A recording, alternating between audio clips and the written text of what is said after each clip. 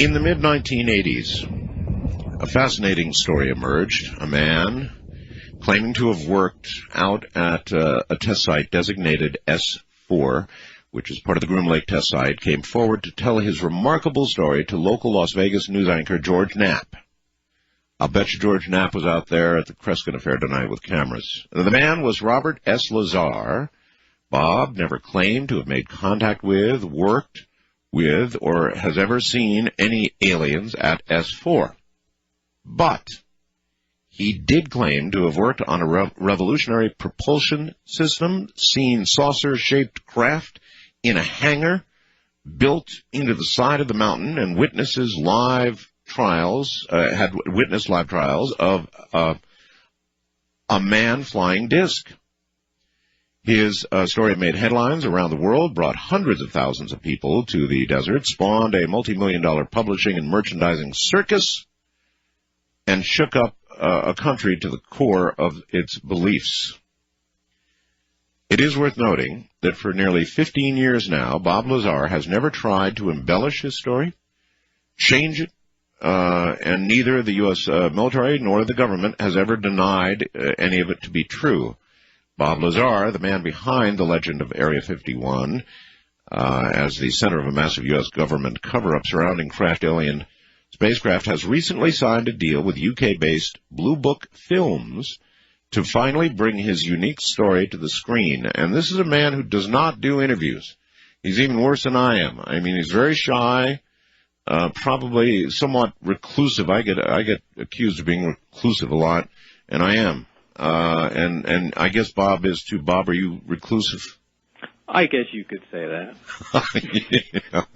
You hardly ever do any interviews. I had one or two with you over many years, and that's been about it. I mean, you have not given that many, have you? No, actually, I really hate doing interviews, and I understand. Well, you know. I do know, and I hate them too, and I refuse almost all of them. Every now and then I'll do one. I don't know why, but I hate them, and I especially hate television. No, I agree. However, your story is really important. It's so important, they're now going to finally do a movie about it. How do you feel about them doing a movie about you? Well, you know, this is the third try. Initially, Columbia Pictures wanted to do a movie some years back, and they hired a writer and spent somewhere around $400,000 to pay this guy to write the story. Oh, my goodness. I mean, that's a tremendous amount of money. That is. And, you know, essentially it's just a chronological list of events that you're going to have to form into a movie. However, writers want to get creative. Oh, yeah, of course. And, you know, this guy turned it into a James Bond story. There were actual scenes of the guy playing Bob Lazar running on the tops of cars that were parked on Las Vegas Boulevard in the silhouette of the erupting volcano in the background, and they had robots holding me underground trying to drown me to stop me from talking. I mean, some real ridiculous stuff. And, you know, my point is, if you're going to go make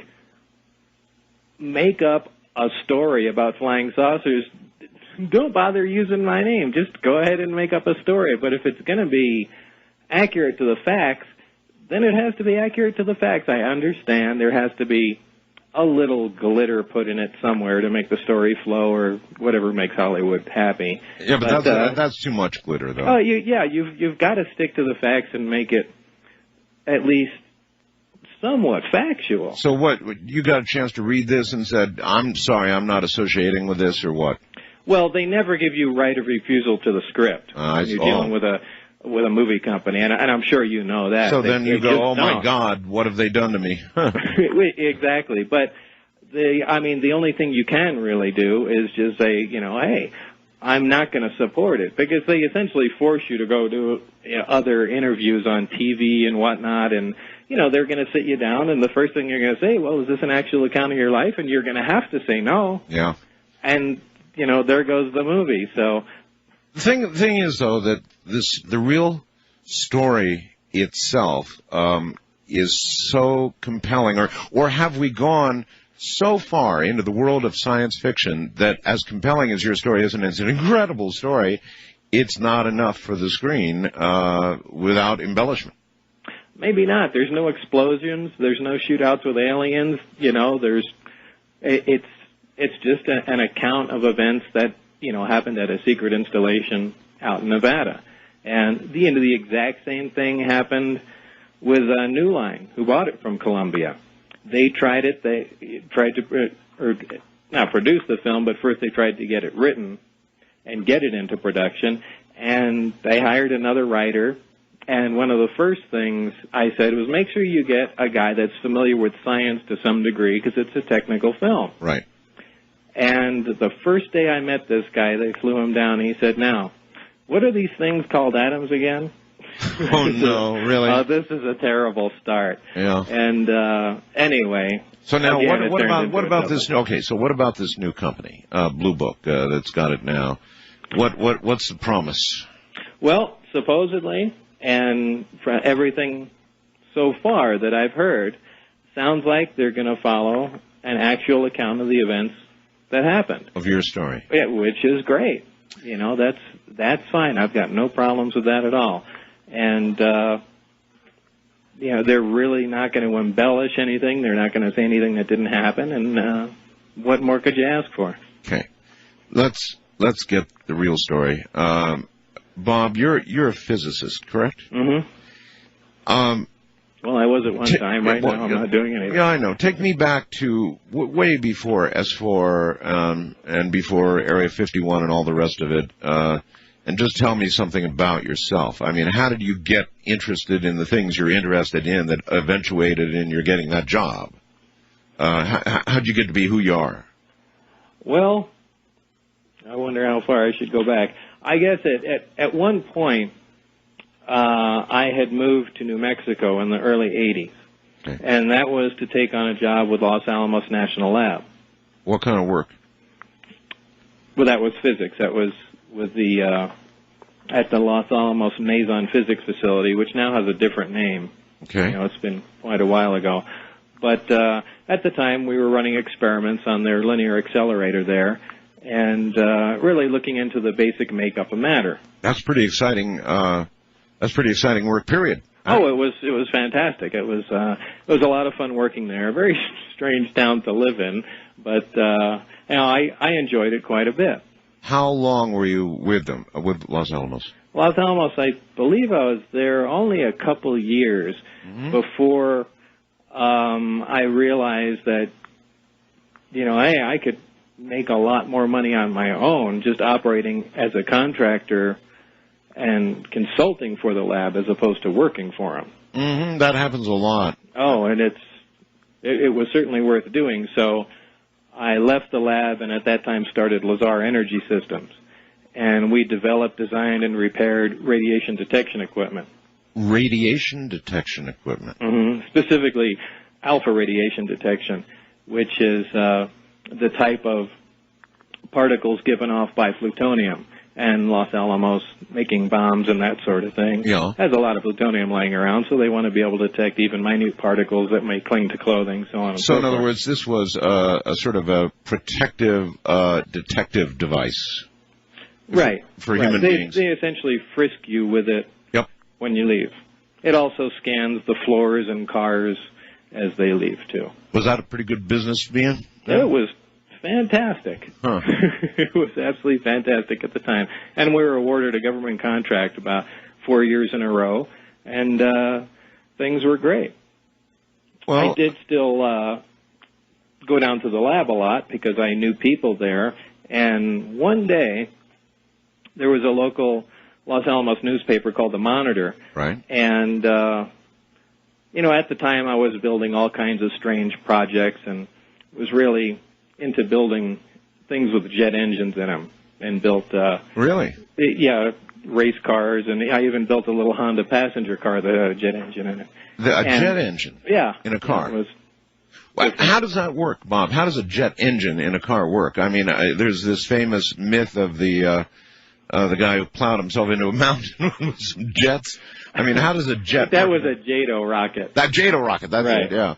Yeah, it's a famous urban legend. It is. But in real life, how in God's name do you... In real life, this was, I think it was, I don't remember the year, a 1980 something or other Honda Civic, which had the engine up front. Right. And in the back I installed a jet engine.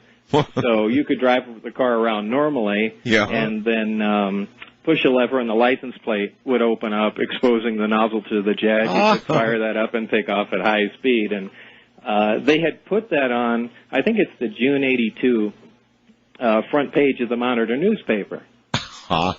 And what kind of jet engine was that? Do you recall?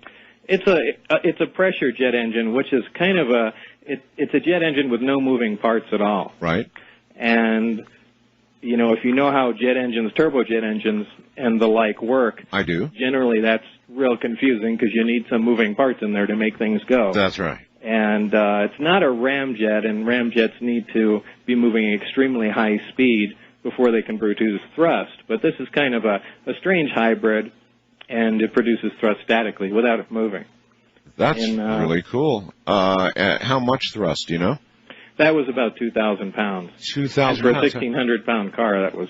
Yeah, oh yeah. So in other words, you're already moving at like, what, 50, 60 miles an hour when you let go? Yeah, exactly. And then what? Well, and then you better hold on. Yeah, well, how fast? I mean, it takes you from 60 to what? 212 was the fastest we ever had that car going. 212 miles an hour? Yeah. You out your mind. Where were you driving these things? The high-speed run was done at El Mirage Dry Lake in California. And the car was pretty much retired after that because it was a unibody construction and the whole car started pretty much bending from all the forces. What? But, I mean, the only reason I brought up the whole jet car thing was that... you were the driver, right? Right. Did you have a death wish? No, that kind of stuff isn't dangerous if you know what you're doing. Well, I mean, for example, the car had shaken apart during, maximum thrust. Yeah, but it didn't. Well, right, it didn't, but it bent itself up pretty well, huh? Yeah, that was kind of expected. I know that you have a car that I remember when we interviewed before. You had built a car that runs on hydrogen, also, right?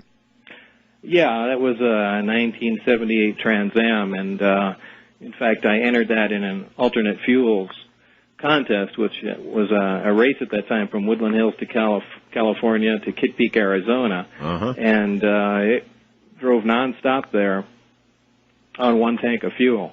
Well, that's interesting because that's a long time ago, and now all of a sudden President Bush is saying we are going to begin moving toward a hydrogen economy. Well, we should. I mean, it's the perfect fuel. In fact, I was just talking to my girlfriend the other day saying I think I'm going to go ahead and convert our existing car over. Really? And I kind of miss making my own fuel. I mean, it's essentially free. Okay, but here's the question, and I talked to a lot of people about this, Bob. Right now, I think the oil companies imagine hydrogen is fine because, they'll use fossil fuels to put the hydrogen, to create the hydrogen, get it in the cells. You still have to use energy to make energy, right? However, there are other ways. Now, of course, the oil companies and the gas companies want you to crack hydrogen from methane or some other hydrocarbon fuel. Absolutely. And that's ridiculous. You're defeating the whole purpose of using hydrogen. Water is H2O. Yeah. Now, every school kid knows you take a glass of water, add just a drop of salt in there to get the ions moving around, and take a 12-volt battery and put the positive and negative leads in there. You see one lead let off a little bit of bubbles, and the other lead lets off twice as much bubbles. Well, the lead with twice as much bubbles is the H2, and the O2 is coming off the other one. So just running a little electricity through water gives you a flammable gas. And that's the way to make hydrogen. Okay. So other than the creation of the voltage to do that, which... Well, the way I had done it before was I had a fairly large solar array. And what that did was during the day, it took and cracked the using an electrolysis setup, right, which is what I just described, cracked the hydrogen out of water and during the night, it was pressurized using the available water pressure into the hydrogen tanks, which contained an iron titanium hydride. It's kind of a granular substance that absorbs hydrogen like a sponge soaks up water, as opposed to just compressing a tank with hydrogen, which is a dangerous... I was about to ask you, in this process, is there a danger? No, once it's chemically stored in the hydride, you can shoot incendiary bullets at the tank, and it just does nothing but smolder. But the gas itself could be dangerous. Yeah, but the tank only produces as much gas as the car needs at the time. Gotcha. The way the setup that I came up with is that the car radiator fluid heats an outer jacket on the tank, and when the hydride heats up, it evolves hydrogen, and it gets into the carburetor. So there's never more than the volume of hydrogen that fits in the tube from the tank to the carburetor or fuel injection system. So it was a very safe system. All right. What about the car itself? The performance of the car compared to a piston engine. What was the performance like? We're talking about the hydrogen car or the jet? Oh, no, the jet. I can imagine that. no, the hydrogen car. The hydrogen car. It is a piston car, and the beauty of the system is you can convert any existing piston car to run on hydrogen. Yes, but you just need to retard the timing because hydrogen burns so much faster. The flame front just flashes through the cylinders and it'll cause detonation or knocking. But with a couple minor modifications, any car can run on it, and you do lose a little horsepower because there's a difference between spraying a flammable gas in there as opposed to having a liquid hydrocarbon with all that carbon energy in there. Well, when you say a little, how much real difference in performance? Well, I lost a significant amount in the Trans Am, and probably I believe the car was 220 horsepower, and I think I was down to about 150 running on hydrogen. Oh, but still usable then. Oh, yeah, you weren't following electric cars by any means. Well, that's pretty good. That's damn good, actually. So why not do that now to all cars? I am. I'm going to convert my car over, but you already told your wife is okay with this, right? Right. Bob, hold on a sec. We're at the bottom of the hour. I'm Art Bell, and you're listening to Coast AM. My guest is Bob Lazar.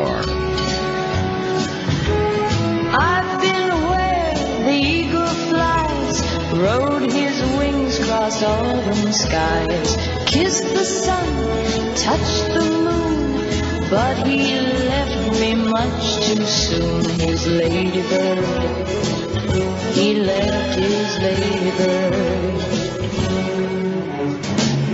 Lady bird, come on down, I'm here waiting on the ground. Lady bird, I'll treat you good, ah, lady bird, I wish you would. Once again, here is Bob Lazar, and it's good that you've told us some of this, Bob. It gives kind of everybody a background for, what kind of guy you are and what you've been doing, and sounds like you've been having a hell of a lot of fun, actually. I mean, putting a jet in a car, that's got to be a lot of fun. Yeah, it was. It's a crazy thing to do. But, and a lot of people, if you ever, do you have a website? Well, there's a website about me. That's not mine. My website is is UnitedNuclear.com, which is scientific supplies and whatnot that we sell. Somebody was hoping you'd post the process for the creation of hydrogen on some website somewhere or something. Well, they'll have to dig back in the archives and listen. All right, so now, how did you get involved, if you can remember the first moment or the first contact that anybody made with you regarding Area 51 and S4 and all that stuff over here? Well, this is the reason why I brought up the jet car initially. That day, in June 82, the front page of the Los Alamos Monitor newspaper had a picture of me and the jet car on it. And on the flip side of the front page, there's an announcement there that Edward Teller, father of the hydrogen bomb, was going to be giving a lecture down at one of the lecture halls at the lab. And I was anxious to hear the lecture, so thinking there were going to be lots of people there, I got there really early, because at the time I was still working for the lab. Right. Or was it? Now I'm trying to remember. Boy, I was still working for it. But in either case, I got to the lecture hall real early. And as it turned out, there was nobody there, and now I'm kind of waiting around. About 15 minutes goes by, and I see Ed Teller sitting on a little wall outside the hall reading the front page of the newspaper, which I thought was a perfect segue for me to introduce myself, because, he's sitting there reading about me, and I always wanted to meet the guy. Of course. And so I went and introduced myself, and, we talked for a bit, and actually the lecture got delayed a little bit, so we had walked around, and I got to talk to the guy. What was he like, out of curiosity? I mean, how did he strike? He's a very stubborn guy. Stubborn. Yeah, and it's a feeling you get speaking to most of the older scientists and physicists at almost every lab I've seen. You can't present them with anything new that they didn't think of first. Yeah. They're scientists. They're supposed to be open-minded and explore new ideas and things, but there is nobody as closed-minded as a scientist or physicist that's been in the business, for over a decade. Can you remember the conversation that made you form that opinion? No, this is an opinion not just based on him, but based on the other scientists and physicists that I've worked with. I mean, they all act exactly the same. Oh, and you caught the same drift from him. Yeah, identical. And anyway, I got to see the lecture, and, time passed. And actually, as time went on, I moved out of Los Alamos and moved to Las Vegas. Mm-hmm. And after some time there, involved in other businesses, I kind of missed being back in the mainstream science field, and started sending out resumes. EG&G, and I wonder who else was around there at the time. But people might not know, EG&G is, I think they're a contractor for Area 51, for the test site. For the test site, yeah, right. And they're EG&G Measurements. In fact, those are the guys that, in fact, Edinger, who's the E in EG&G, is the guy, I think, that invented the xenon flash bulb, or high-speed flash photography, something like that. Okay. Because EG&G started out as the company that came up with a way to photograph the atomic tests, which was really difficult. And it's anyway, big flash, be very hard to photograph. Yeah, very high speed, and they wanted to actually see the fireball expanding as it cracks the case and moves apart, and you're talking over 1 million frames a second. Wow. And they came up with some fantastic cameras. In fact, I was just told the other day by a movie studio executive that all those old cameras found their way into most of the motion picture companies now, and they use them for special effects, all those atomic bomb cameras. Yeah, we get a lot of scientific advance from defense, if you wish to call it that, and the defense industry. Of course, they develop the latest stuff, I guess, so that's not a surprise. So you applied to EG&G. I'd sent a resume to everywhere that was in driving distance. Now, there wasn't a whole lot in Las Vegas, but, I gave it a shot. And what I also did was I sent one to Dr. Teller, who was at Livermore at that time. Hoping he'd remember you, I'm sure. Right, and I referenced our meeting and so on and so forth. And, if any suggestions, just pass them along. And I believe it wasn't too long after that that I got a call from EG&G. Really? Now, at that time, EG&G was located at McCarran Airport. Okay. It was EG&G Special Projects, and for the people who lived in Las Vegas a long time, they remember that. They've since moved it behind the fence at Nellis Air Force Base. Okay.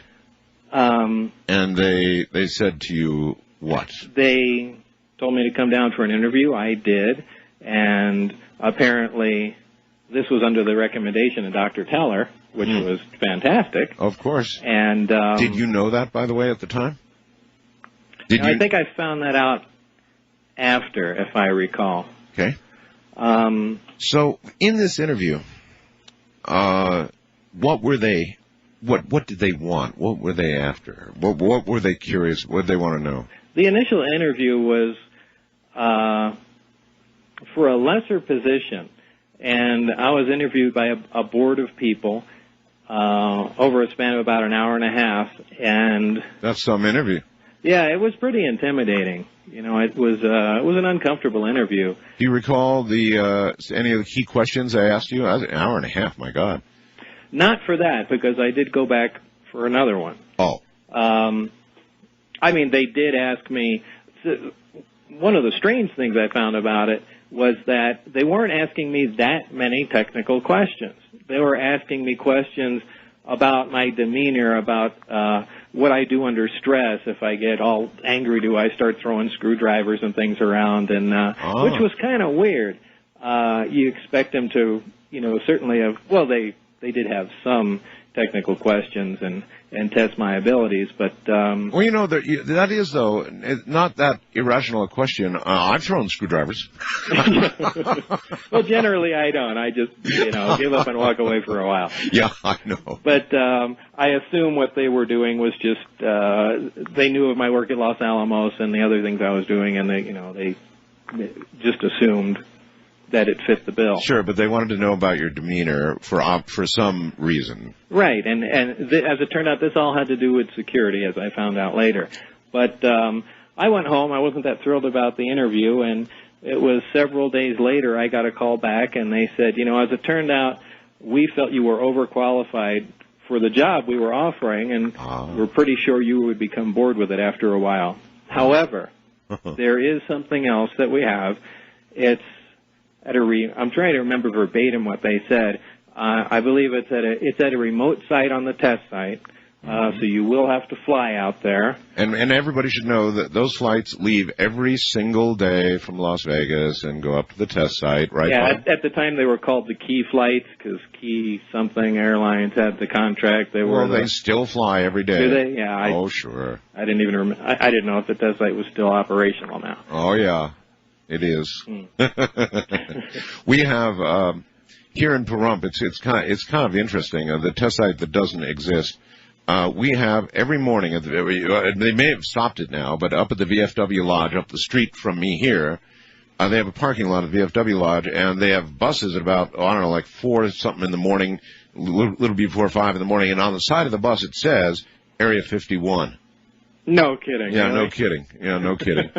And they pile in and they bus from here in Pahrump, but there in Las Vegas they fly, and they still fly. So, yeah, you're right about that. Well, they had me come down for an interview that was a little more in-depth that time, and I did very well.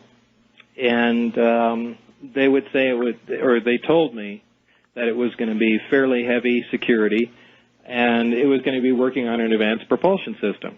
Now that's great. This is exactly what I want to do. You know, here's the guy that's tinkering around with jets and running on hydrogen. I mean, sure. Propulsion was my thing. It's stuff I even played around with when I was at home. A natural thing for you. Right. You know, certainly excited about it. And I was under the impression that this was going to be a field propulsion system for some new fighter aircraft.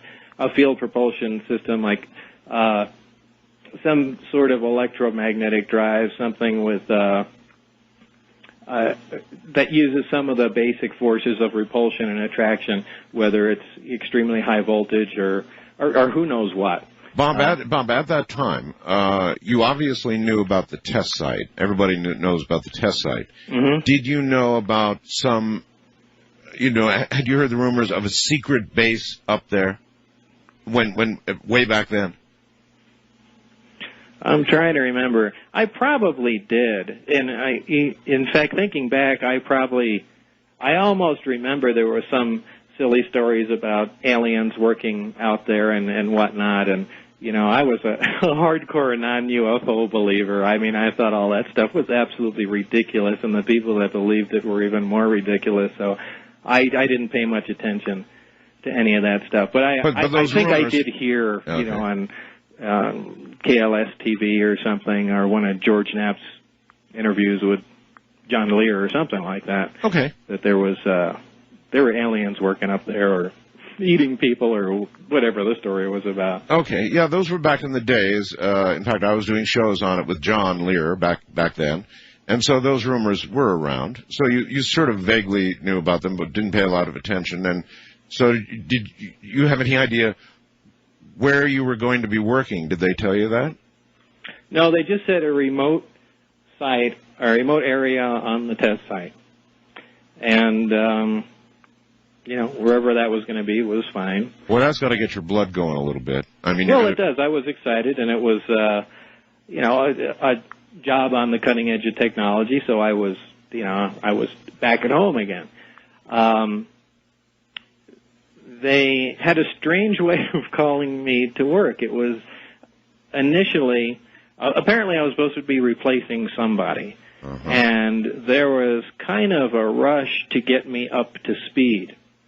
Now, because I worked at Los Alamos, I had Q clearance, which is civilian top secret, so they knew I wasn't a foreign agent or anything like that. Right. However, this required a higher clearance to work at this site. Higher than Q. Right. And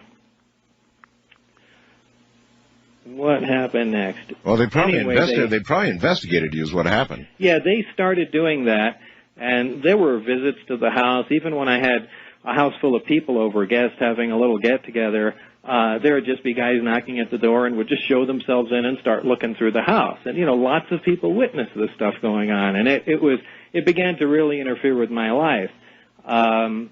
Shortly after the investigation started, they allowed me out to the site. Now, they didn't start handing over everything or showing me everything. But how did you get to the site? I drove. Well, first they'd call. The job was not something like a 9 to 5 or every day at 7 o'clock be there. You were almost on call initially, and somebody would call from EG&G, and the phone call would go exactly like this. You pick up the phone and they say, "Hello, Mr. Lazar. It is now 4:43 p.m.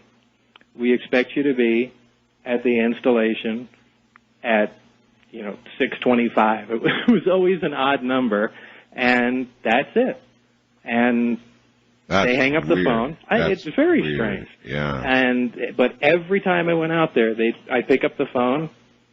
They tell me what the current time was, and they tell me what the time they expected me out there was. And I drive out to McCarran Airport. I drive to the Special Projects EG&G building.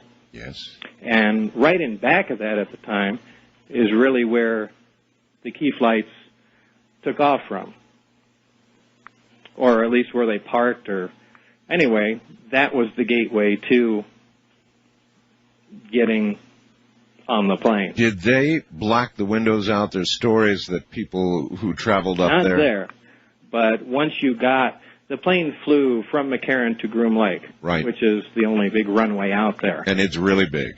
Yeah, it's giant.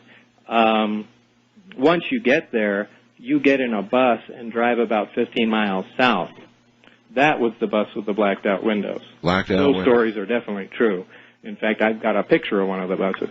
How many people typically would be in that bus ride with you going south? I never saw more than 3 people, myself included. Wow. Okay. So your initial employment, was that just at the test site, or did they begin taking you south to S4 immediately? They began taking me to S4 immediately. In fact, we weren't really allowed to wander around or anything at Groom. We just sat there, waited either at the cafeteria or right where we were for the bus if it wasn't there, and it drove us down south to S4, which is a short drive on a dirt road. Huh.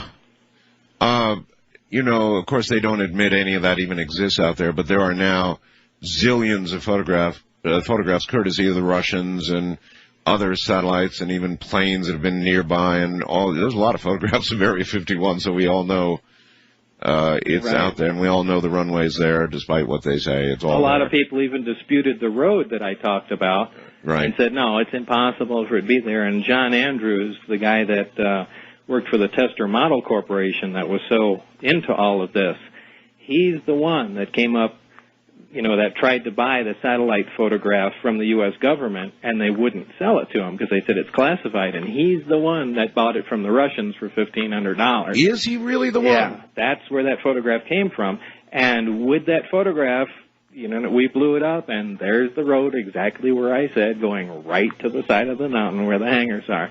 So that really did help out. So it's kind of strange that Americans have to go, to a foreign country to get stuff that they're hiding from Americans. Yeah, especially the Russians. Yeah, that's just absurd. But do you remember clearly, and I bet you do, the first day that you took that bus to S4? Did you know it was called S4? Yeah. They told you you're going to an area called S4? Yeah, they did. There's actually signs out there. There are signs? Yeah, there are actual signs out there. The average person never gets to see them. No. All right, good place to hang everybody up. Hold on, Bob.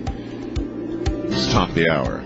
Bob Lazar is my guest. This is a man who worked where the real saucers are, or were. I guess I could be, and probably is debated, but when he was there, he got to actually work on alien aircraft, back engineering alien aircraft. This is Coast.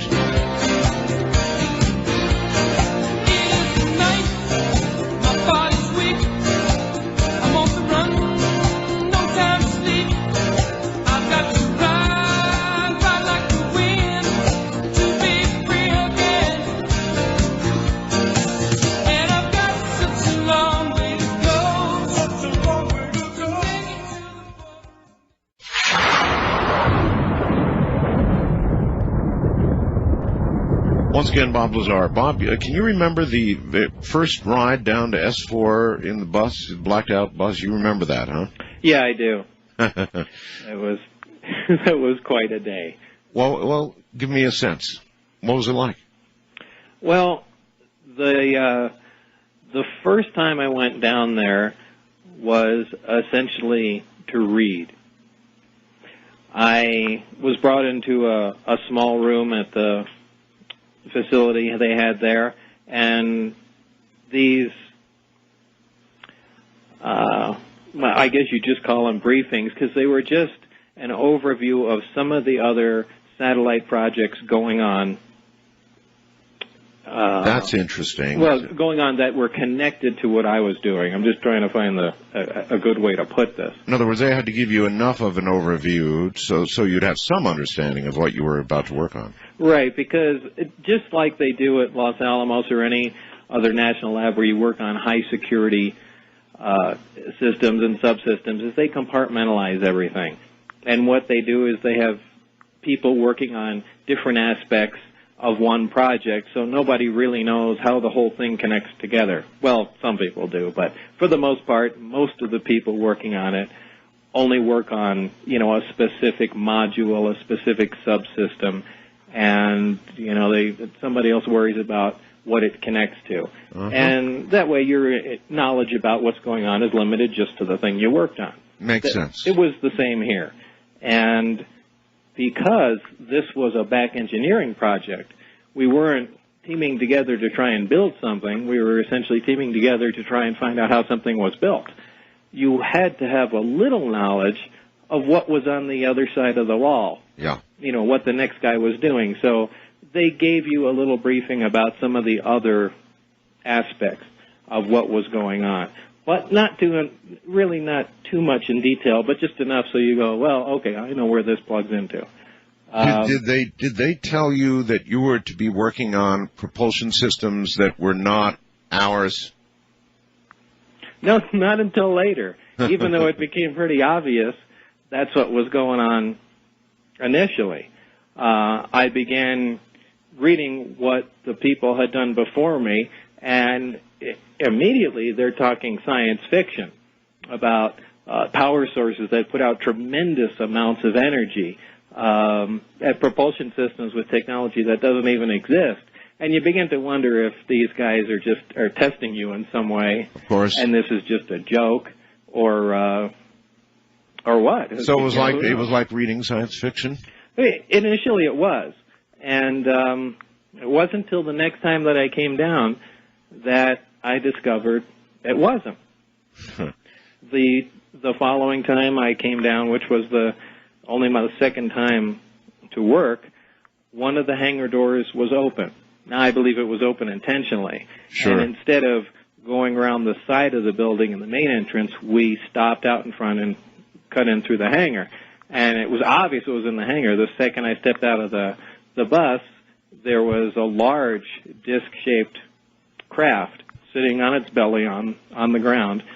Okay, not on what would be some sort of touchdown or landing gear. No landing gear, like no man-made support. It was sitting on the concrete, on its belly, on the ground. And it was a disc, typical flying saucer type disc? Yes. How big do you think it was? Well, John Andrews and I spent some time working on that, and he brought some people down from the model division so we could scale things up by trying to guess my distance from it and looking at objects that I knew approximately what the size was. So they could crunch all the numbers through and figure out within a fairly good estimate how big the craft was. That came out to about 52 feet in diameter. That's pretty big, 52 feet, huh? Yeah, it was big. It was big. And when you saw that, there must have been this moment where the jaw drops and you go, oh my God, I've just... Well, not at that time. You would kind of think of it. But when I left the bus and I saw that, to me it had the opposite effect. It said, see, I'm right, there are no flying saucers. This is just an advanced U.S.-made aircraft, and they've been testing it, and people think it's aliens from outer space. It made complete sense. And in fact, when I walked by the craft, there was a little backwards American flag stuck on right next to the opening in the craft. Well, that absolutely does it. There's no ifs, ands, or buts. So by the time I walked in, it made complete sense. This was the big new secret fighter that was going to replace the F-15 and who knows what else. And, I was going to work on the propulsion system. So. Yeah, actually, it would make more sense that you would think that, especially with a little American flag. That was a nice touch. Yeah, absolutely. Later did I learn to find out that was more or less a sticker that says this belongs to us now, as opposed to we made this. Did you get introduced to who was to be your boss? Is boss a right word? Yeah, kind of. It was tough to really figure out who your boss was there. They worked on the buddy system. And, what moves science forward is free discussion. It's people sitting around and working on a common problem and discussing things. Sure. It's just brainstorming. Yes. Especially for something outrageous like this. Uh-huh. But that was not permitted. What they did is they had a buddy system. You had one person who you worked with who you could talk to. There was no communication with anybody else, not even if you sat down for lunch. Now, how interesting is that, Bob? Because you were talking about the atomic bomb earlier in Teller. Mm-hmm. And they had the same arguments in the development of the atomic bomb that they weren't they were not allowed to sit around and throw ideas back and forth, and that it was holding the whole damn project up. It's exactly what was happening here, and all that has told me is that since the 40s, the military has not changed the way they do anything, and it's probably the reason why this project moved ahead so slowly. They were obviously more concerned about security than moving anything forward. And, of course, I guess they did not give anybody any idea where they got these craft. Or did they? Well, in one of the briefings, they said information gained from the craft, and they really didn't say how, but that the craft came from the Zeta Reticuli star system. which is apparently a binary star system that you can only see from the southern hemisphere. That is exactly correct. And the one thought to perhaps hold a possibility of harboring life, and you're right, it can only be seen from way down south. I believe it cannot even be seen from Puerto Rico, where Arecibo is. Now, that's really interesting. So they actually did say, from information gleaned in the investigation of this craft, they thought it was Zeta Reticuli. That's how it was worded. Okay, so to work you go on what? Well, the first person I was introduced to was a guy by the name of Barry Castillo or Castillo. I don't know how you pronounce that name. But I was introduced to him. This was the guy I was going to be working with.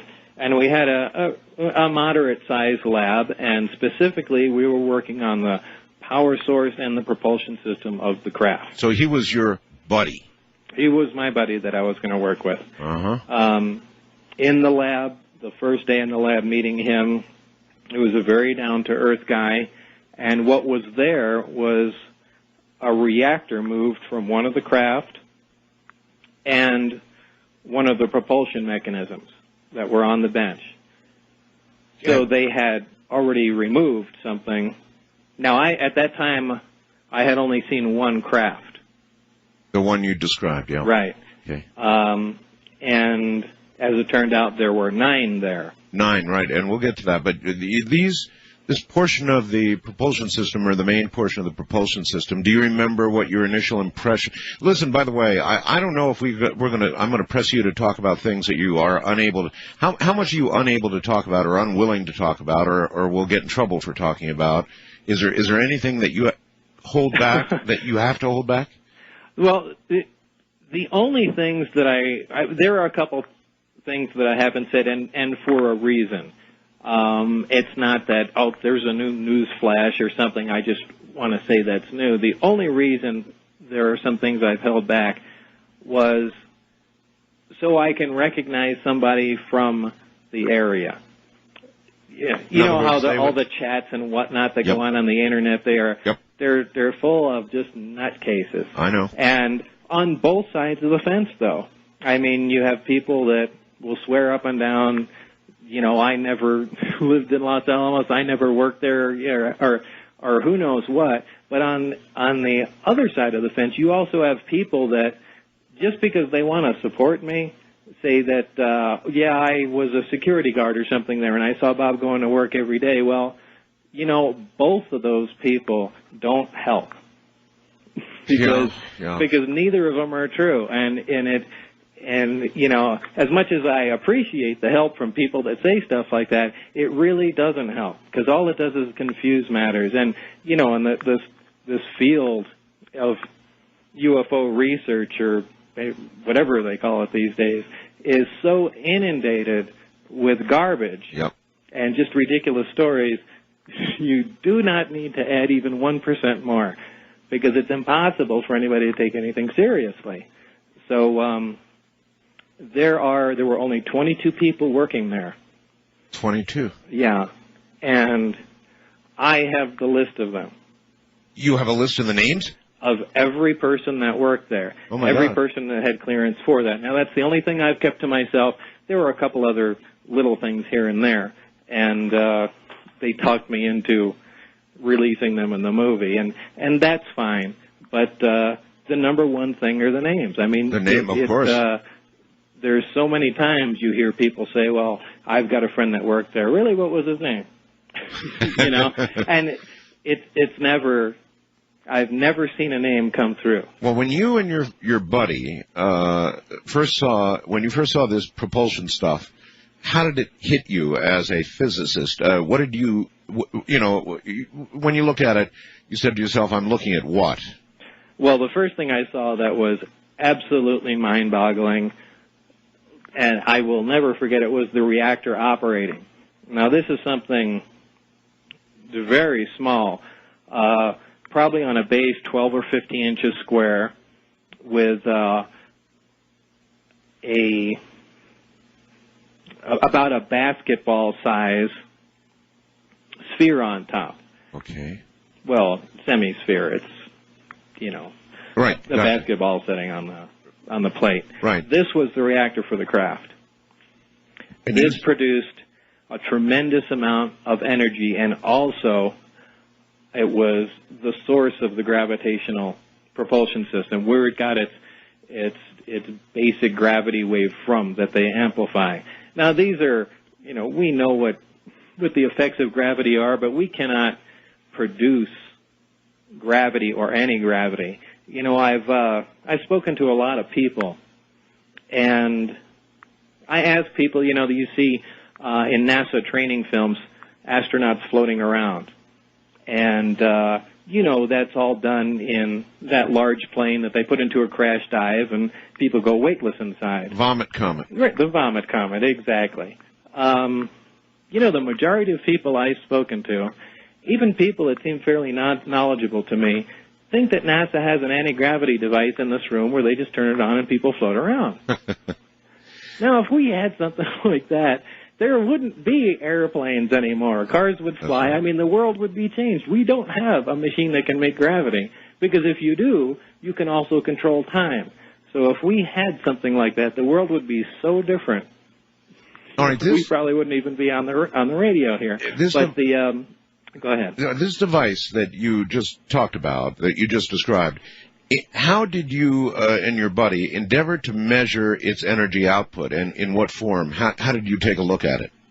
Well, like I was describing, the first time I saw it operating, all he had to do was put the lid, the semi-sphere, on top of this device, and it became operational. And he said, just put your hand on the top of it. Right. And when I did, I could not touch it. It was the exact sensation of taking two like-pole magnets and trying to push them together. Wow. But it was just my hand approaching a metal sphere. Now, that in itself is shocking, because there's nothing that can do that. In other words, you felt a repelling force, as in like a wall? I mean, you just could push on it? I could push, starting from probably about a foot away. I could begin to feel something, and as I got closer, it got more intense, and probably at 2 to 3 inches, it was impossible to make contact with it. And you could push on the top, your hands would slide to the bottom. It was a very intense field, and you had a golf ball there, and we even something moving at high speed could not penetrate the field. This was the basic gravity wave that the system produced. Did you determine it to be a 360-degree field? No, it wasn't. It wasn't? It wasn't. And again, that's something else. It's a completely directional gravity field only on the skin of the hemisphere. Oh, my. And it didn't appear on the base at all. And so this alone was just absolutely mind-boggling, because here's a machine doing the impossible. The next thing that I was shown, and you know, it couldn't be a magic trick. It's my hand approaching a metal sphere.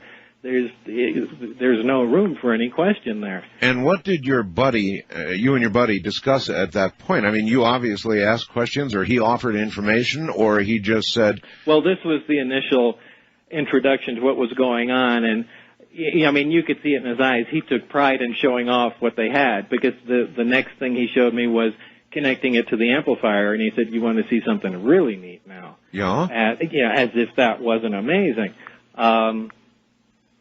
There is, how am I going to describe this? There's a fitting, almost like a pipe, that slides down and makes contact with the hemisphere. Okay. This apparently, from what was described to me, is a tuned pipe. Almost like resonant waveguides are tuned for microwaves to pass through. Would be resonant. Exactly. Uh-huh. So once this pipe is placed upon the hemisphere, the field completely disappears. So that's giving you evidence that it's now traveling through the waveguide. Uh-huh. The waveguide goes to another extremely large tube, probably about 2 feet in diameter, 4 feet long, and has plates, I guess is the best way I can describe it, on the outside. This Well, this is actually the emitter, the gravity emitter. There's something in between the two, which is the actual amplifier. Hold it right there, Bob. We're at the bottom of the hour. We'll pick it up right there. So that was the driver stage, the gravity energy driver stage for what was to come. I'm Art Bell. This is Coast.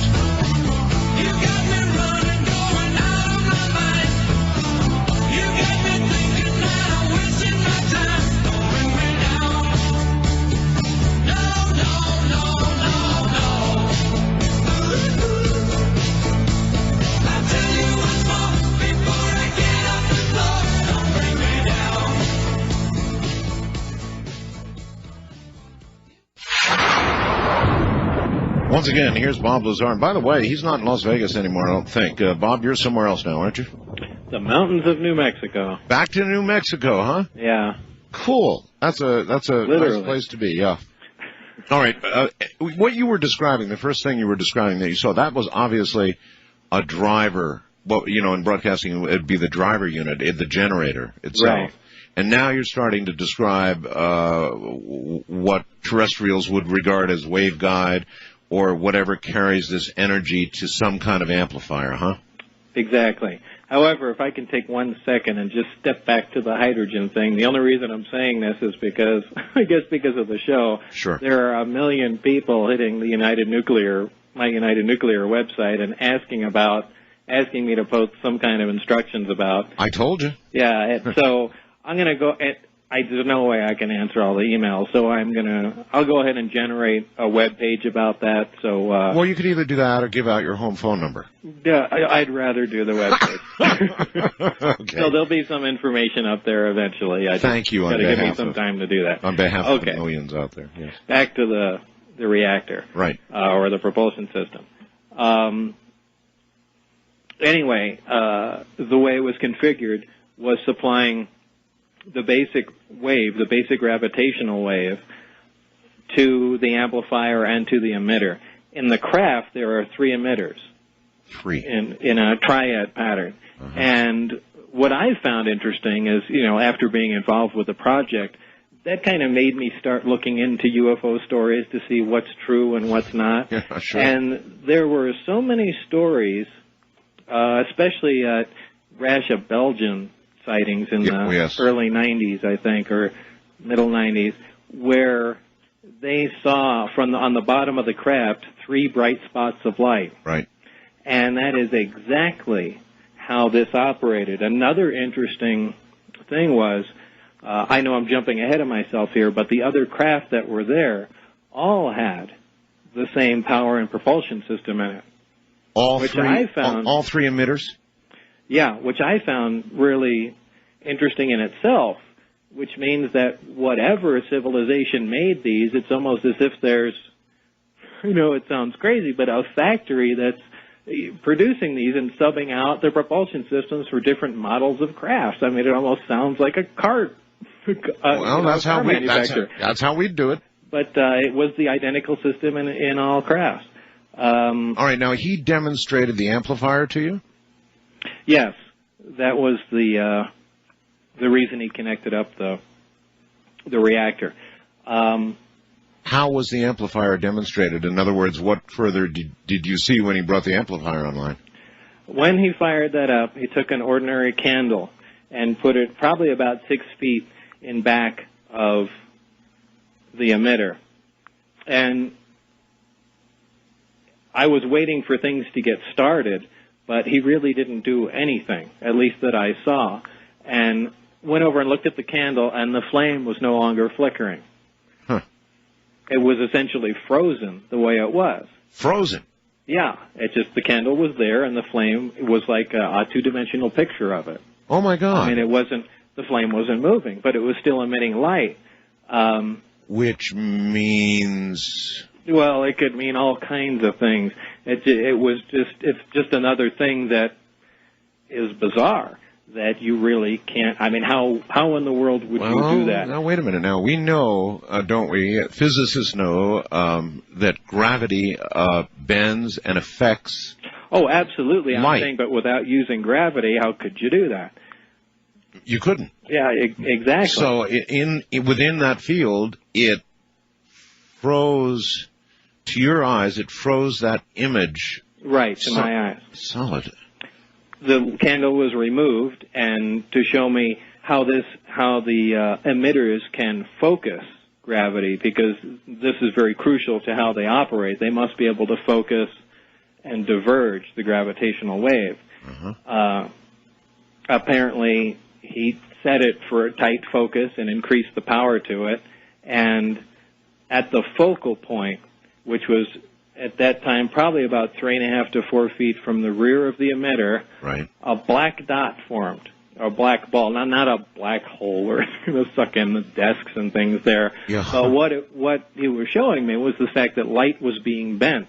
Now, there is nothing that we have that can do that.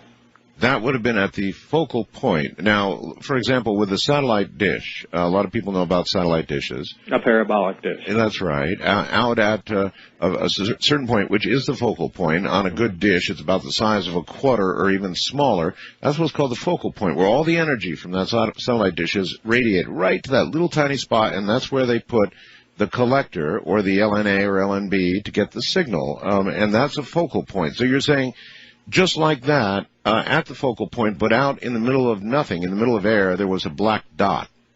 Right, and that he was demonstrating the fact that the device was bending light away from the area. I mean, it was a completely black dot. Yeah. Later to find out, well, I don't want to jump ahead of myself, but anyway, there were a couple small demonstrations like that were extremely impressive, and this is what we were supposed to be working on. And, our mission was really not just to find out how it worked, but the aim of the project was to see if these systems and subsystems can be duplicated with earthly materials. Bob, when these engines, for lack of a better word, were running, was there any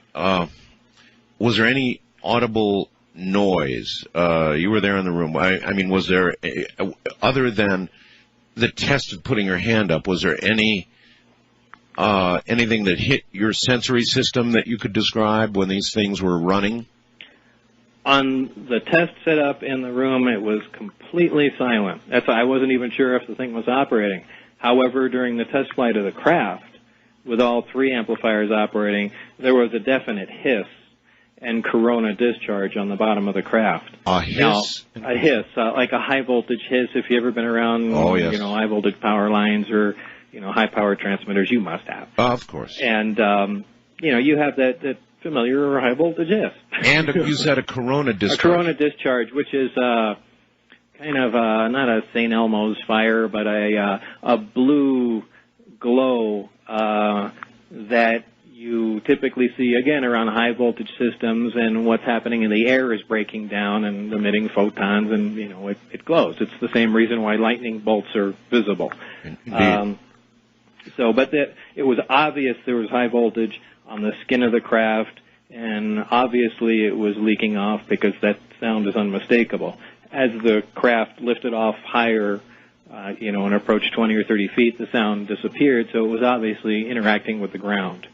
So just in free flight, there'd be no sound at all. Now, do you know, you say there were 3 emitters on each craft. Do you know offhand how these emitters in flight were manipulated to, for example, leave the ground and then begin propulsion that would take you horizontal or vertical or wherever you wanted to go? Do you know how that energy was manipulated? Yeah. The craft operate in 2 modes. It's Omicron and Delta. Omicron is using a single amplifier to move the craft, and Delta uses all 3 amplifiers.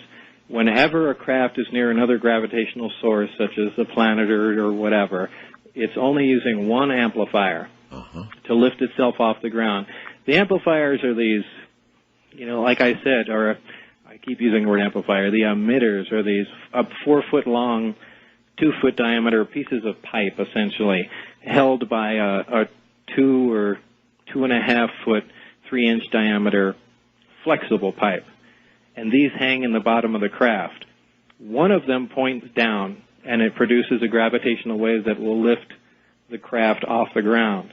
The other two are swung almost horizontally. So in the bottom of the craft, they're really pointing out in front of it. Gotcha. Now, most vehicles and aircraft that we're used to either accelerate hot gas out the back or use a propeller and, throw air out the back and the craft moves forward. Sure. These do the exact opposite. And my best analogy for it is the old rubber sheet or the bed. If you take a bowling ball and stick it in the middle of your bed, and in front of the bowling ball, about 2 feet, take your fist and just push it deep into the bed, what happens? The bowling ball rolls forward. Absolutely. So this is exactly what they're doing.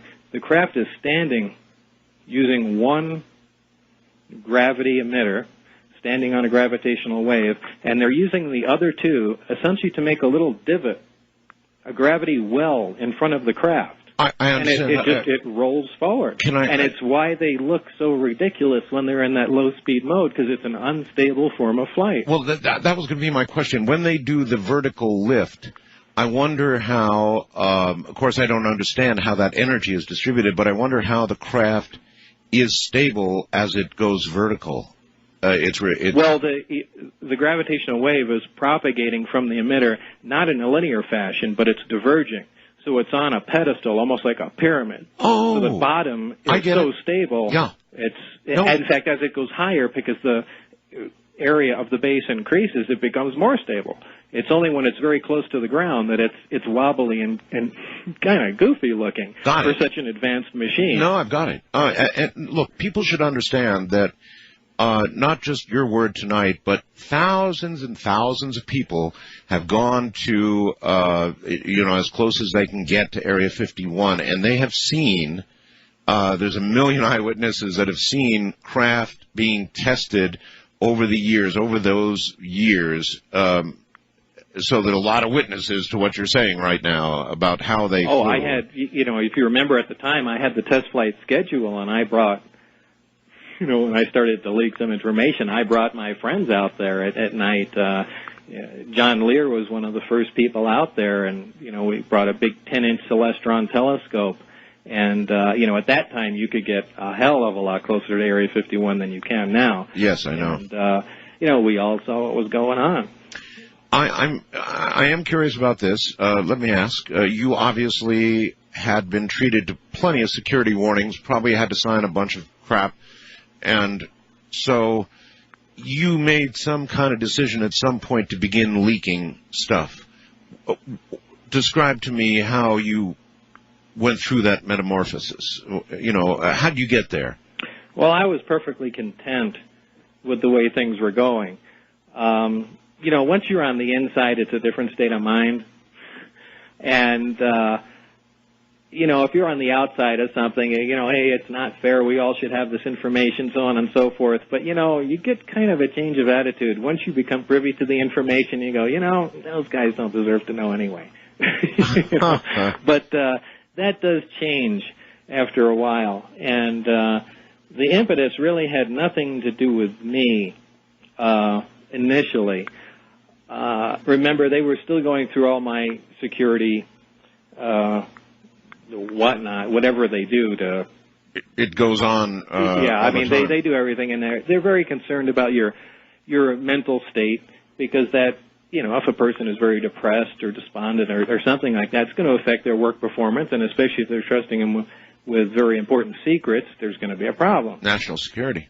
Exactly. And now I had given a written order to have my phone monitored and myself monitored.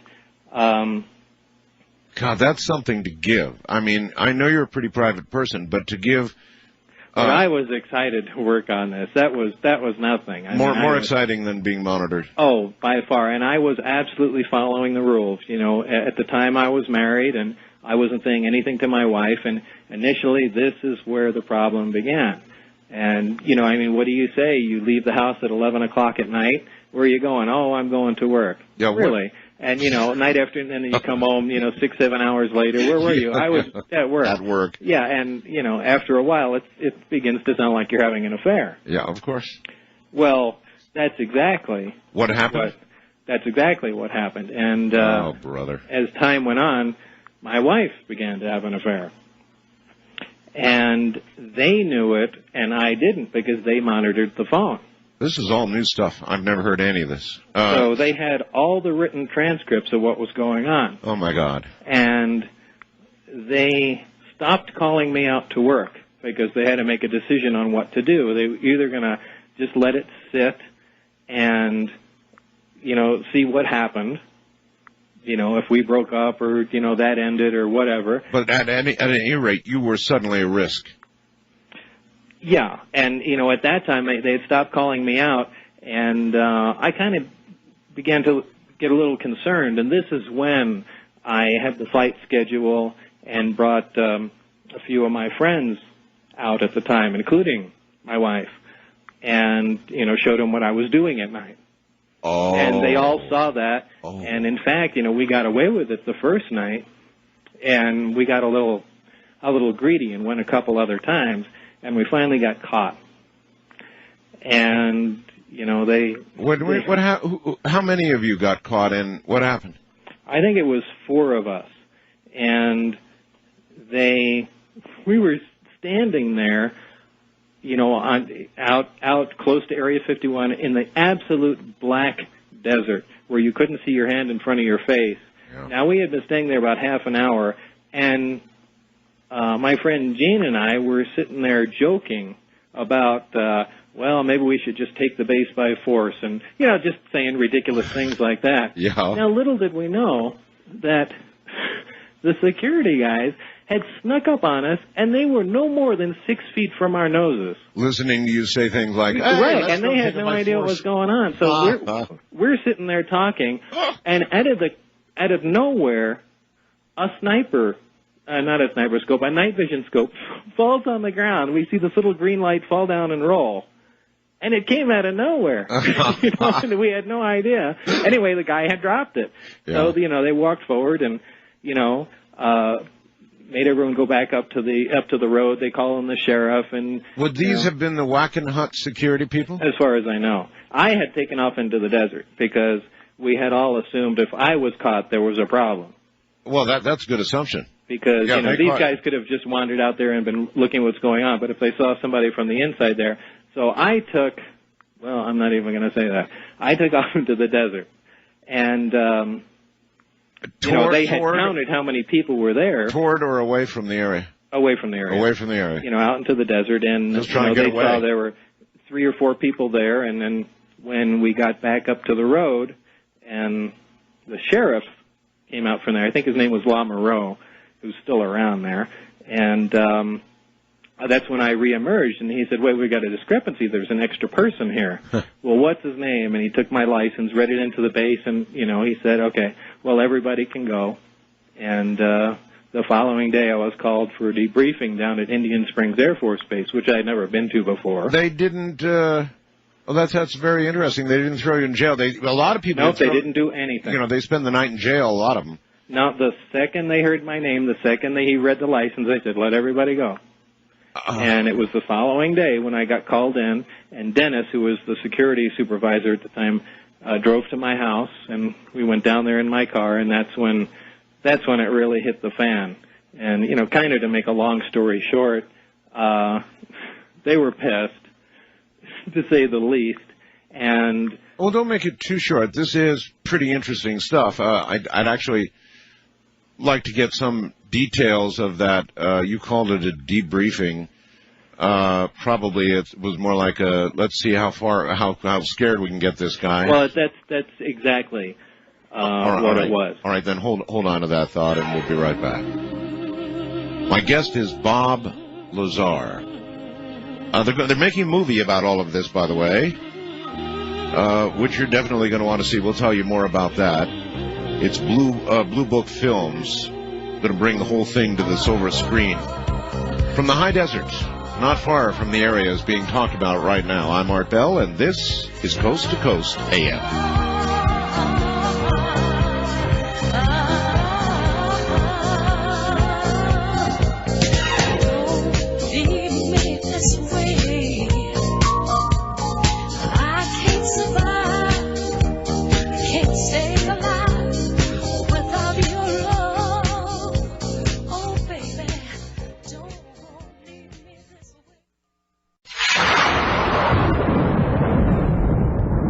There is indeed, just over the mountain from me, a place called Indian Springs, and there is an Air Force base there, and that's where they called you, Bob? Right. Summoned you, said you, would you get one of the calls? You know, it's now noon, you will be, you'll be up here at some certain time, or what? This was a little different. This dentist called me, who was my security supervisor at the time, called me personally, and came to my house, which was very unusual. Oh. And then we both drove down in the same car to Indian Springs, which is an auxiliary Air Force base in this little town, which is, the base is essentially shut down. But I guess some of it, remains operational. In any case, that's where they took me. Uh-huh. And that's when they started the debriefing. The first thing they brought up was, of course, that, tremendous breach in security, and they wanted to know everybody that I had told anything to, why I went ahead and did it, and, I was pretty straightforward with them, but they tried to be as intimidating as possible, and were you threatened outright? Oh, very much so. Yeah, and so was my wife's life. So I became very concerned about that. Do you actually care to tell us what they said to you? I mean, did they say, you'll end up a lump in the desert like so many others, or, there was a lot of fear present at the time, and I don't remember verbatim, what tagline they used, but it did get my attention. Yeah.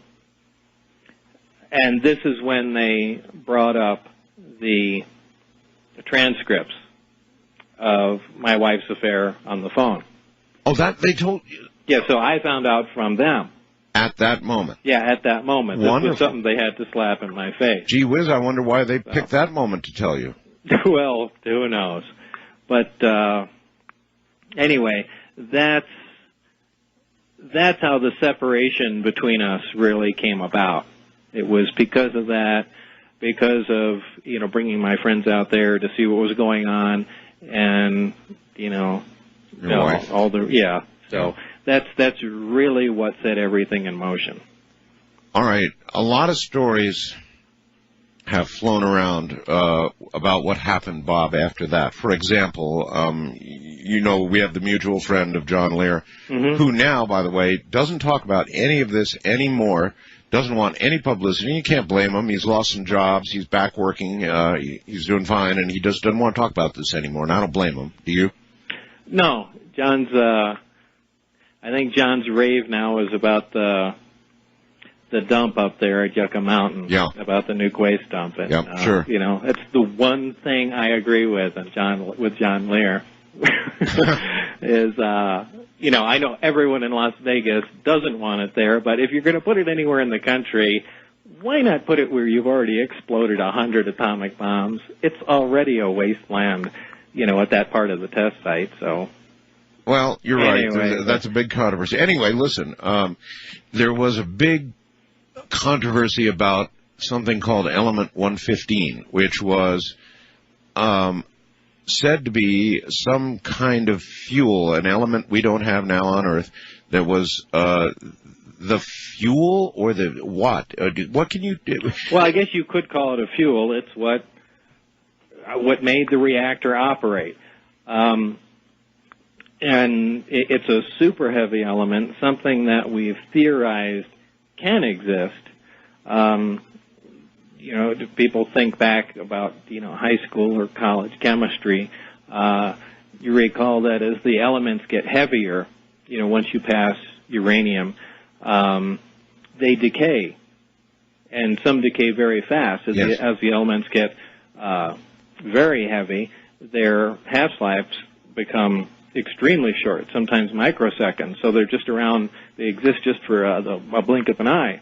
Well, it's been theorized, and has been some time ago, that there are islands of stability.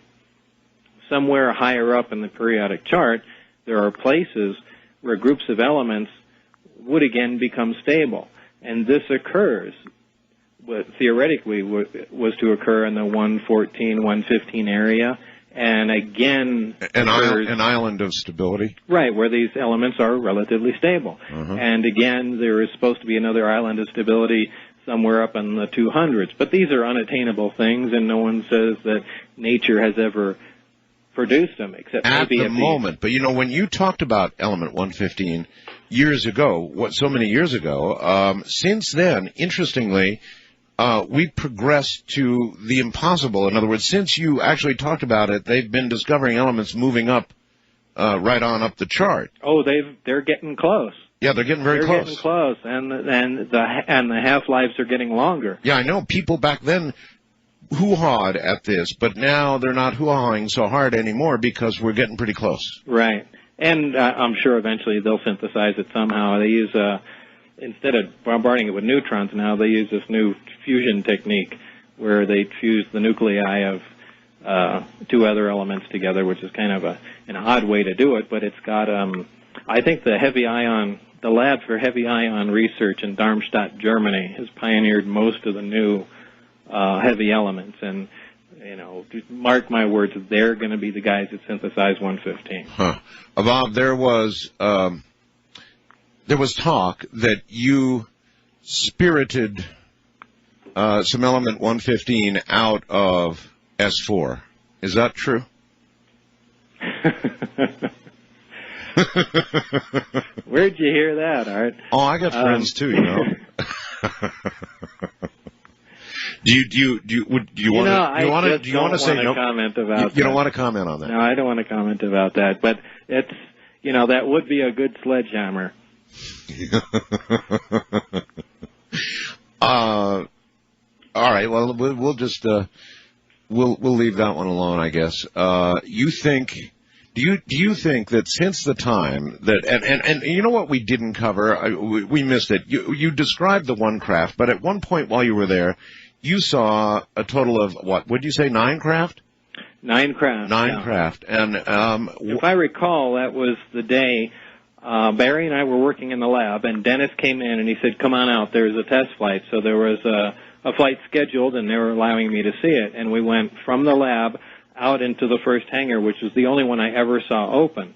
And as I went out there, the craft was already outside the hangar and sitting on the ground. I don't know if they rolled it out, it flew out, or whatever. Right. But as I was walking through the empty hangar, I looked to the right, and there are big bay doors in between the hangars, and they were all open, and I could see all the craft lined up. So they had an outright collection of these things. Anyway, the craft was outside, and there was a guy sitting near the door with what I surmised was an ordinary VHF radio, and this is something that to this day really bothers me, because it should be, if this is a gravity-propelled craft, which is bending and distorting all forms of electromagnetic radiation around it and whatnot, it should be impossible to communicate with the thing. The radio should have been VHF radio. It should have been trash, yeah. But maybe it wasn't. Maybe it just looked that way to me, and it was something more advanced. But anyway, he was apparently in communication with somebody in the craft, so I know it wasn't being flown remotely. And anyway, that was the first time I got to see, and the only time, all the crafts inside the hangar. Did you ever get to see the inside of any of the craft?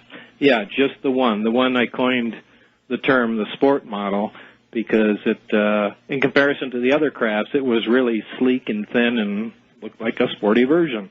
Can you describe the inside? I mean, did it seem as though it was designed for, say, a human or something close to a human? Well, it's hard to say. It was designed for something small, because certainly a 5.5 or 6 foot person, is hunched over in all but the very center of the craft. It's an uncomfortable setup. It's extremely barren. There are 3 seats in there. 3. Yeah, and there is. It's all one color. There are no aesthetics anywhere, and as far as the placement of everything, there are no sharp corners anywhere. Imagine taking a seat. The amplifiers looked like tables or boxes, just to give you a simple figure idea. But it was as if the inside of the craft was all molded with these parts out of wax. Molded. In other words, in aircraft, we have rivets. We have various forms. Everything flowed together as if it was made out of wax and heated and then cooled. So there were no sharp corners. Everything just kind of blended together like the entire thing was injection molded. There was no visible seam or right angle anywhere. And everything was just a dull, pewter's a little dark, but a dull aluminum color. So it's just being in the place, it looked very unearthly, if I could use that term. You can, sure. It was very unusual, because in any place you've ever been and anything you've ever looked at, there are varying colors, shapes, and sharp corners. And everything was rounded, and everything was monochromatic. It was just one color. What about apparent controls for control of the craft? There were none. There were none? There were none. That's really interesting. There are no buttons, lights, or navigator position or anything of that sort of the 2 places I was allowed to look at in the craft. Now, obviously, whoever piloted the craft was on the central level. The level immediately below it, there's a small access hatch with a collapsible honeycomb access way. And I stuck the upper part of my body in there kind of upside down, and I was told to do that so I can see the placement of the gravity emitters and how they're hung and how they move. Oh, yes. And so that was the bottom level. Underneath that was just the skin of the craft. Now, above that, I was not allowed to venture. There was a small area above it, and on this particular craft, the hump on the top, or the dome on the saucer, whatever you want to call it. Right. It's not round. It's kind of flat on the top. There were these black portals. I believe there were 4, if I remember correctly. And there weren't windows. They were, from what I surmise, is they were some sort of planar sensor. So the craft could get its orientation in space or wherever it was, where it could, these would detect positions of stars or something like that, so it can get a fix on its orientation and where it is, where it's going, and that sort of thing. Now, that's my guess. So, I have no idea. But you surmise that there probably was an area of some control that you didn't get to see. Well, either that or there is a different type of control. Yeah, that has no obvious, buttons or knobs or anything. Well, I know now, even in our fighter jets, they're beginning to get to the point where they put on helmets and they can actually think commands. I mean, we're doing that here on Earth. Yeah, it's not out of the realm of possibility that the craft would operate that way. How we interfaced to it, I would love to know. Because if, in fact, it did work that way, using an alien creature's mind, who in the world came up with the interface? And what would you have to go by? So there's so much information I would have loved to have known to complete the picture for me. But you would surmise from what you did see that these craft were probably made for creatures that would be, on average, much smaller than humans. They would have to be. They would have to be almost close to half our size to comfortably fit in there. Huh. Now, you never, ever saw any alien beings. No. Were there, between you and your buddy or anybody else that you ever talked to up at S4, were there any discussions of beings? I mean, it would be, how would there not be discussion of there was about who piloted the craft, and they called them the kids. That was the term they coined. The kids? The kids. and that's probably because of their size or who knows what. But that's it. That's pretty interesting, though. They called them the kids. Stated. And everything looked like it was set up for a child. So maybe that's where it came from. Bob, but how far since you have left, which is a lot of years now, do you think, for example, when you were there, how much progress had actually been made in either duplicating or beginning to get a handle on how these generators operated and the beginnings of duplication or trying to duplicate what they were doing? Well, I don't think they got very far. I used this analogy probably the last time I was on your show, and, if you took an ordinary modern-day motorcycle and just transported it back in time to the 1800s, to the wagon train days, and just left it out front, in the morning everybody woke up and discovered it there with the keys in it. Now they can poke around and prod with it and play with it, and eventually they're going to figure out how to start it just out of sheer luck. And it's going to start and it's going to run, and they'll be proficient at driving it as long as they keep playing with it. And when it runs out of gas... After crashing quite a few times. Well, yeah, but they'll pick it up, and they're pretty tough, and, go on. And when it runs out of gas, it'll never work again. It'll sit there. Yeah. And, however, when it comes to duplicating it, if they wanted to make one, they couldn't even make the plastic fender on the thing because that material is just amazing to them. Right? I mean, that's a polypropylene or something like that. They just look at it and go, wow, it's solid, but it bends and it melts. And, they couldn't even make a fender or a turn signal on the thing. Much less the engine or the... Oh, forget about the working part. But this is exactly where we're at. We got a really cool toy, and we've played around with it enough to where we know how it works, and we can make it move around. But when the fuel runs out or something else happens to the craft, that's it. Then you've just got an inert piece of stuff that you never figured out. Right. I don't think they're ever going to duplicate, in our lifetimes anyway, what's there. They may use it and may get some other information off of it. Now, again, I'm going on thoughts that are 12 years old, so they could have made some tremendous strides since I was gone. And I was certainly not privy to all the information, but that's the impression that I was left with. All right. Hold tight, Bob. We're at the bottom of the hour here, actually. This one's for you. I'm Art Bell, and this, of course, is Coast to Coast AM raging throughout the nighttime with Bob Lazar tonight. You're hearing what you've never heard before. I can see her lying back in her satin dress in a room where you do what you don't confess. Sundown, you better take care if I find you've been creeping round my back stairs. Sundown, you better take care if I find you've been creeping round my back stairs.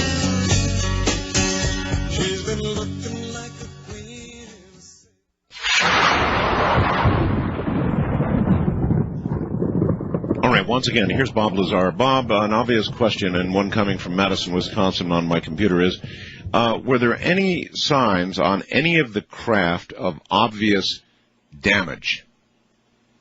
Not on the craft that I worked on at all. And, everybody's wanted to know, well, how did we get them? Sure. And, that's information I wasn't privy to. I would love to know, too. Was this, you hear so many stories in UFO lore about an alleged exchange of technology. Did this actually occur? And I've heard people say, well, we know there are crash retrievals. We have inside information. And you can't tell me that somebody came from 30 light years and 9 different advanced craft and they all crashed. It's not possible. So, I could certainly see the Roswell crash occurring. But I just don't believe that flying saucers come here from a tremendous difference, and they just miscalculate the weather conditions, and they wind up crashing all over the place. It doesn't make any sense. I hear you. What about? Did you ever learn anything of the material that the craft were made of? In other words, Could you take a blowtorch and cut? Could you damage, dent, or otherwise bend, spindle, or mutilate the material the craft was made of at all? I don't know. Again, that was compartmentalized. That's the metallurgy guys that got to play with that. The only contact I ever had was going in the craft, and then the first day walking by it, I stuck my hand out and slid it along the craft, and it just felt cold, so I assume it's metal. But it certainly could have been an advanced ceramic or some other unknown material. But it kind of felt like metal, though. Yeah, it was. Metal has that, cold feeling to it. The surface didn't feel exceptionally smooth. It was aluminum is the only thing that comes to mind, just unfinished aluminum. But I doubt it was actually that. But do you think was there any sense of weight? In other words, did you ever have an opportunity to see anybody attempting to lift or move any of these craft, getting an idea of the kind of weight they were trying to move? No, I didn't. The only thing that caught my eye in relation to weight was above the craft, in the hangar, there was one of those suspension cranes with a hook on it. And it was rated at 10 tons because they had that in big, bold lettering on the side. So that makes me think, well, if they in fact use that to move the craft, it weighs less than 10 tons. That's about as far as I can go on that. But I've heard people make comments that, actually they only weigh a few pounds. But I don't think that could possibly be true. Number one is, at different times moving into the craft, you're sitting on the extreme edge of it, and it would certainly teeter, plus the amount of equipment they had moved into the craft, lights and whatnot, for investigation of it. It makes me think it's something of some pretty sizable weight. It's not, it's certainly not a flyweight piece of material. Bob, a lot of the interesting news stories I get about world affairs and maybe wars between India and Pakistan, all the rest of it, they come from the United Kingdom, which I think is embarrassing. It annoys me that I've got to get to news I can't get here from the UK. Your movie is going to be made in the United Kingdom. Are you going to have any input at all during the production of this movie? They're going to fly you over? I don't know. I imagine they would. I imagine I would be put in a position as technical consultant at the very least, if they want it to progress accurately. in an accurate, truthful fashion. And I believe that Bruce did go over that already. So, I'll at least be in that sort of position. Bob, you have a list of names, which you've revealed tonight, of the other people that were there. You're speaking right now, I'm certain, to many of those names, and they're listening to you right now. What would you say to them at this point? I mean, you're out in the public, and your story's been hanging out there now for a lot of years, and now it's going to be even more public with a movie. What do you say to the other people that were up there, given a chance, which you have right now, to say something to them? Well, that's changed over the years. About the only thing I would like to say to them is contact me in some way. You would think maybe by now some of them would have gone through a thought process that would bring them to the point where they'd be ready to be in contact with you and maybe others. Yeah, and there's obviously a reason they haven't, because it's been 12 years. And yeah, there is, and they haven't, and you're still alive. You wonder about that? Not really, because the way things progressed, it would have been really detrimental to the program and to them if all of a sudden I disappeared. And probably the only reason for that was that John Lear's suggestion and insistence to go into George Knapp at the time. Yes, George Knapp is a Las Vegas. He's an investigative journalist. Investigative journalist, that's right, a big-time one here in Las Vegas. He's done a number of UFO specials over the years, and you went to John, and John said, go public, go to George Knapp. Well, at the time, I think there was a few days there where I hid at John's house. I remember that. Because tensions got pretty high, so I just looked for a place I could stay other than my house because I had no idea what was going on. And the decision was made to go do that. And in fact, George broke in more or less. It was at the top of the 5 o'clock news in Las Vegas, and I went on in silhouette and said what was going on. And certainly if anything would have happened to me from that point on, it would have cast everything in stone and said, hey, this guy said so-and-so, and, it looks like it was true. If he was just a nutcase, what would you bother killing him for? Well, they didn't erase you, but they kind of erased part of your employment histories and as much information as they could about your history with them, right? Oh, absolutely. Absolutely. In fact, Bob Exler was one of the guys that did the research, and I think he was a NASA systems specialist, and now, I don't know about now, but then, was pretty heavy into UFO investigation, and he had some contacts down at the IRS, so I let him have all the information. My W-2 form from there, with naval intelligence and Social Security number, and, he went after everything. And from the IRS, he got notified that information regarding my Social Security number is classified, that the numbers, the employer designation numbers on my W-2 form were for, I forgot what bizarre government agency, but they were valid. And, he did bring up a lot of good information, and it ran into a lot of block walls that were completely inaccessible. Even your history at Los Alamos was somewhat erased, although I'm remembering that you came away, or somebody came away with your name on an employment list or a phone list from Los Alamos. Yeah, that was the only thing that they couldn't have deleted, was the old printed phone list. And, that's one of the things. On top of that, what proved to be a big plus, too, is, remember, again, the jet car article. And in the front page of that newspaper, in the first few paragraphs, now this is a small town, Los Alamos, everybody knows everybody's business, they say, Bob Lazar, a physicist working at the Los Alamos Meson Physics Facility. This is the Los Alamos newspaper. So, you can't go back in time and get rid of that paper. So I had that. I had my name in the internal lab phone book directory. So, they were stuck with that before. They had denied it for years. He never lived here. He never worked here. It's just a big lie. And yeah, they did reach back and erase as much as they were able. They just didn't get it all.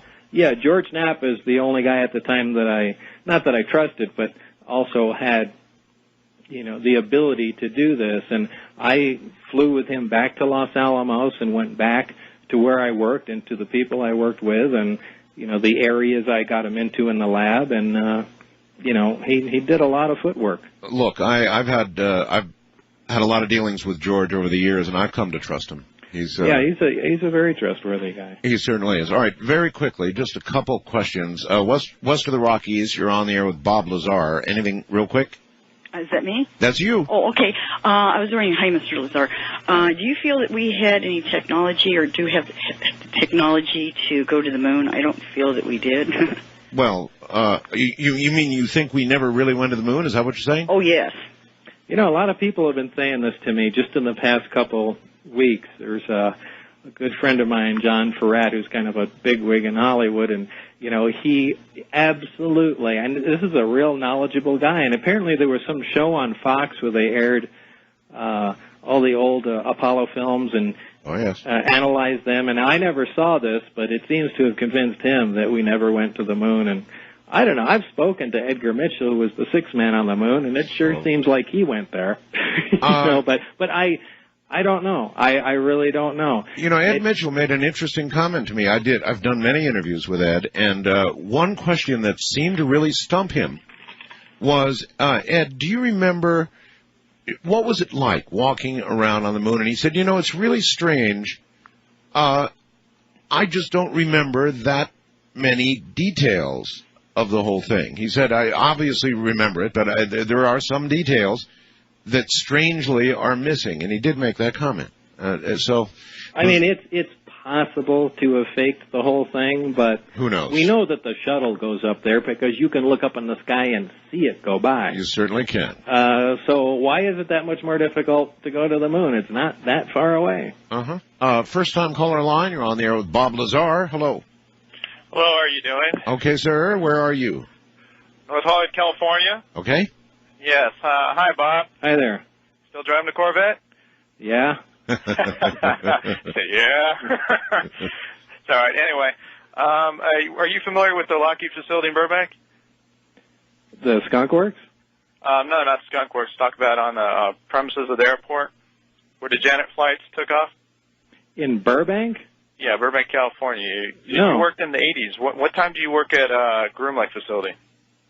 What time? The times varied. No, sorry, I mean the year.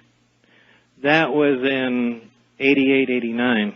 Okay, so I'll give you a name. There's a guy who worked out. I don't know if he worked in your division, but the last name of Hayes. Do you know him? All right. Well, let's hold it there. Do you want to disclose whether the name Hayes is on your list? There is a name Hayes on the list. Oh, there is a name Hayes on the list. Really? Yeah, there is. Now, I don't know if there's a billion Hayeses in the world, but there's a Hayes on that. No, there is a Hayes on the list. Really? Okay. Okay. I mean, there's also a Jones too. Yeah, I know, but what it's still. but there is a Hayes. What are the odds? Right. Wildcard line. You're on the air with Bob Lazar. Hello. Yes, sir. Where are you, please? Here in Pahrump, Nevada. And listening to? KNI. KNYE. Yes, sir. 95.1 in Pahrump, Nevada. Yes, sir. Yes, sir. Mr. Lazar, I'm a big fan of yours. Oh, and I was wondering how you feel about how the government's disavowed your knowledge of you and disrespected your work and everything. Well, I am, needless to say, not too thrilled about it. There isn't much I can do, but I mean, there will never be a common ground between us. As far as I'm concerned, all ties are broken, and all promises are broken, too. And, it's one of the reasons I'm on the air. You want to treat me like that? Well, guess what? Here's what you get. Yeah. If you, if they came back to you and they said, with all the water that's gone onto the bridge, Bob, we've made a lot of progress.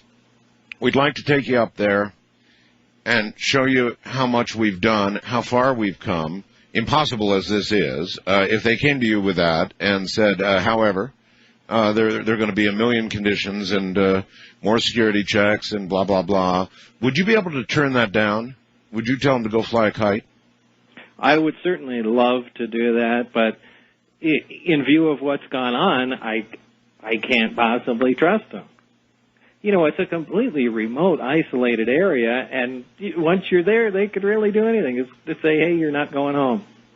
And you wouldn't go home. You'd just be not even a lump in the desert, but far below it somewhere. Who knows? I mean, maybe that's all fantasy, but, I cannot trust them.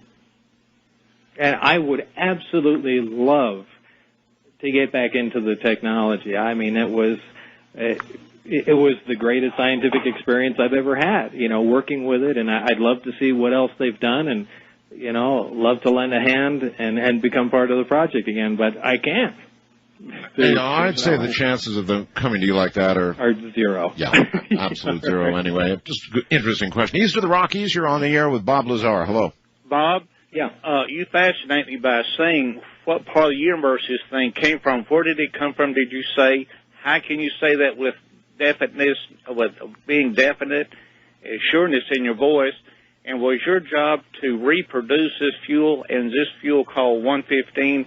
And how far did they ever fly this thing, or did they tell you? All right. Well, first of all, the assuredness in his voice came from the fact that they told him that's where it came from. Correct, Bob? Right. I did not determine this myself, and again, this was just in a written satellite briefing of the project. So whether or not that's true or not, I cannot stand up to that fact. But it is possible because the other things that I read in the briefings that I did get hands-on experience with are accurate and true. So I don't have any reason to disbelieve it, but because I don't know it for a fact, it just kind of sits in that special place in my mind where it possibly might not be true, but again, you know, why throw a lie in there if we're trying to get all this work done and find out what the basis is of this thing? The origin of it may have something to do with the operation of it, so I don't think they would have taken the opportunity to lie about it there.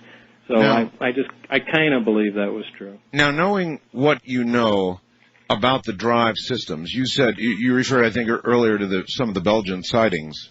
Mm-hmm. When you consider all the UFO sightings, and I'm sure you've seen a million pictures and moving video now of UFOs and all the rest of it, you think the Belgian sightings were perhaps accurate with what you know about the drive systems? Have you seen any other film or stills of UFOs that look like the real McCoy to you? Absolutely, because once I started looking into it, now I don't research this stuff anymore, and I get a lot of people asking me UFO questions, and actually, believe it or not, it doesn't interest me. I liked being involved in the project, but I don't, you know, look into UFO stories or research this stuff. But when I did, when I said the craft operate in two modes, the Omicron and Delta configuration, when it's transitioning from Omicron to Delta, the way the craft flies through in space is belly first, not flying horizontal like you see in a science fiction movie. And as the craft leave the ground in Omicron mode, they perform a roll maneuver where the craft raises and, you know, eventually you see it at a 45-degree angle, and then it becomes straight up and down 180 degrees. Right. The amplifiers come up to power, they focus on a point, and the craft flies belly first at the target. And you see a lot of UFO photographs here and there with crafts ascending in the sky at a 45-degree angle, but flying up, or sitting at odd angles in the sky. And at least from what I can guess from the photographs, if they in fact are genuine, it looks like the craft are transitioning from one mode to another. And so you've seen quite a few of those? I've probably seen 3 or 4 of those. 3 or 4? Yeah. So the majority of UFO photos are by you pretty much dismissed, but every now and then one hits you and you say, hey, look at that. Yeah, if it has something that clicks somewhere, but, you know, these days, you just take a picture into Adobe Photoshop and, you know, you can make anything. I do know. Bob, I can't thank you enough for coming on tonight. With regard to your movie, Blue Book film, hey, do you have any idea what the title might be? No idea. The only thing they talked about are the people that might play me. Is it James Spader, Kevin Spacey, or Mark Wahlberg? So that's about all I know at the time. Brother, good luck with the movie, and thank you so much for laying so much new detail on us tonight. No problem, Art, and I'd just like to say hi to my buddies Debbie and Nancy out in Chicago and the incredible Duger. Good night, Bob. Good night, Art. All right, there you have it, folks. A whole lot of stuff you've never heard before. That was Bob Lazar. I'm Art Bell. This is Coast. See you tomorrow night. Open lines.